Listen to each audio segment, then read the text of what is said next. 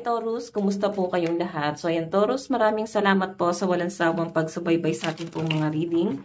And kung ikaw ay bago pa lang sa ating channel, mag-subscribe na po kayo, then i-click mo na rin yung ating notification bell para lagi kang updated sa ating mga bagong upload, okay? So Taurus, sa mga interested naman sa ating private reading ay nasa description box below lang po yung link ng aking Facebook, message na po kayo. Okay, so ano ba yung topic natin ngayon? So, Taurus, titingnan natin ganap sa inyo ngayong November 2025. Okay, Taurus, Sun, Moon, Rising, and Venus sign. Ganap po kay Taurus ngayong November 2025. So, ang bilis guys, no? Ayan, i-enjoy na lang natin guys, no? Since 2 months na lang naman, 2026 na. Enjoy na natin tong taon na to. Okay, Taurus. Meron tayong withdrawal. Mukhang meron ng pagbabagong gagawin ng mga Taurus. Magkukwit na kayo sa isang bagay. Parang bigla kayo guys nabuhusan ng malamig na tubig or parang meron kang na-realize. Ganun yung nakikita ko rito. Feeling ko maraming nang mag-gym. May malaki kang improvement na gagawin sa katawan mo. Siguro mag-i-start na kayo mag-gym. Sa pagkain, medyo magkakaroon na kayo guys ng disiplina. Hindi na kayo basta-basta kakain ng kung ano-ano. So, ayan. So, kung sa vision man to guys, nakikita ko pwedeng magkukwit na kayo paunti-unti. No? Kumbaga dati nare-realize mo lang, pero ngayon nakikita ko dito Taurus na parang sisimulan mo na to. Okay, ayan. Nakakatuwa kasi meron ka nang binabago sa sarili mo. Parang bigla mo lang siya guys na-realize na ang tagal-tagal ko na nagpaplano, tapos wala naman nababago. Parang gano'n. So, by the way, tignan pa natin.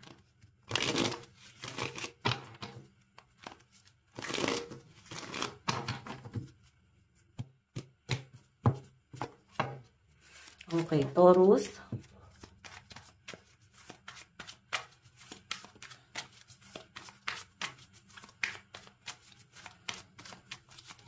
Meron tayong disturbance. Ayan.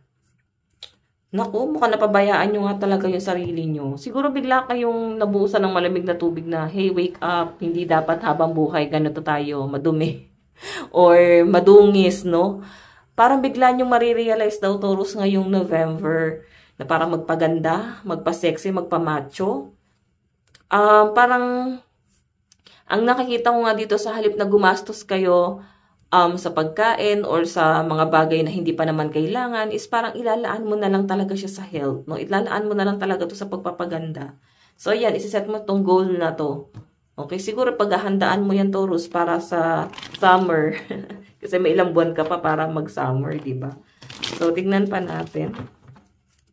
Taurus, Sun, Moon, Rising, and Venus sign.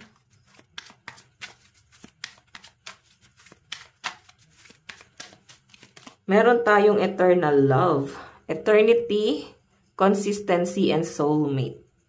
So, ayan yung nakikita ko dyan, guys. Pagdating sa love life, feeling ko nag-work naman din yung relationship niya ni partner mo.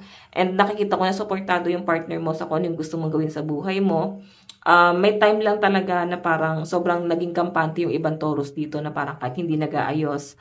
Okay lang, mahal naman ako ng partner ko. Pero siguro, ang na-realize mo dito is hanggang kailan ganon. Okay, kailangan may mabago. Yan yung nakikita ko dyan, guys. So, I think may babaguhin ka na talaga. Okay? So, itong pagbabago na to, guys, ay isasabay mo na sa, sa November hanggang December. Yung nakikita ko dyan na pag-exercise. Pero, guys, kailangan consistent, no? Sayang kasi, napagod ka na rin, lubos-lubosin mo na. Okay. Tignan pa natin, Taurus. Additional message para kay Taurus.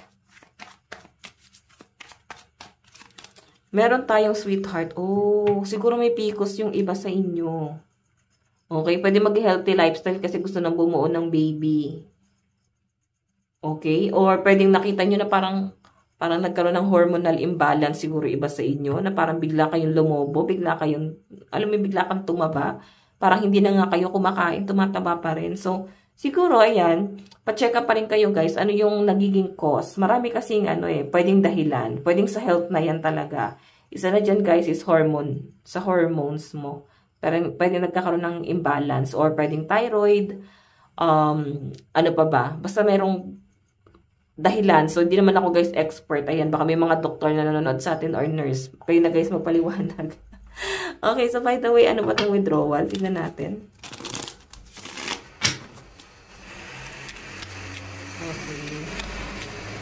Okay. Pasensya na guys sa ingay. Ano ba itong withdrawal? Ano ba itong withdrawal? Meron tayong inhale, exhale. Ayan. So, parang mag-start na talaga kayo mag-meditate dito. Exercise, diba? Kasi parang nag-exercise nga siya dito. So, yun. Pwede magkukwit na kayo sa bisyo nyo. Pwedeng pag-inom, pag-yoyosi, pwedeng pagtatalpak. Pwede, basta may mga bagay kang babaguhin. Parang hindi mo na siya i-apply next year. Nakakatuwa nun, laking pagbabago nito. Feeling ko ma-achieve mo yung bagay na yan. So, eto lang guys para ma-motivate ka. Pag nasimula mo na mapagod, ituloy-tuloy mo na. Okay, tuloy-tuloy mo na yan kasi napagod ka rin eh. Sayang na rin naman. Okay, tignan natin ano itong disturbance. Ano po itong disturbance?